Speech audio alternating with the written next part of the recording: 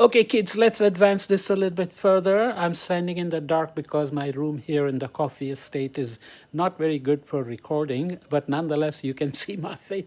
So the CO2 that's increasing in the atmosphere has got a signature that's very clearly coming from photosynthesized carbon, which means the fossil fuels that were converted from photosynthesized hydrocarbons. Remember, photosynthesis uses CO2 and sun's energy to produce carbohydrates, but it's not just any CO2 that goes in.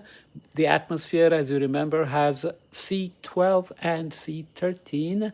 Carbon normally has 6 protons and 6 neutrons, of course 6 electrons if it's not ionized, and you can always add another neutron or a couple of neutrons to produce isotope of carbon. So you have C13 isotope, which occurs naturally when plants have to take up CO2. They are trying to minimize or optimize energy, so they prefer to take up more of the C12O2, carbon CO2 with C12, because that's energetically more efficient.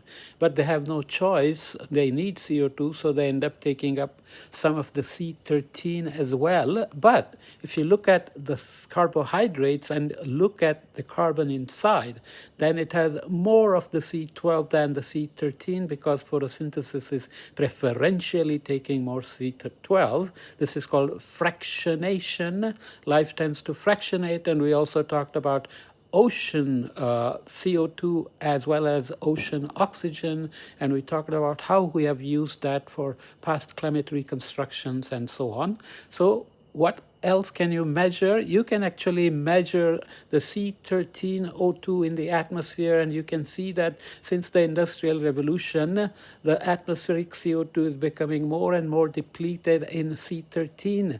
Why? Because we are burning more and more of the hydrocarbons coming from photosynthesis, and hence that is fractionated to have more C12 than C13. So the signature is very clear, confirming that in fact the increasing CO2 is coming from burning fossil fuels and old hydrocarbons, and we are burning so much of it is that that we are even decreasing the O2 oxygen in the atmosphere because it's used up to burn fossil fuels.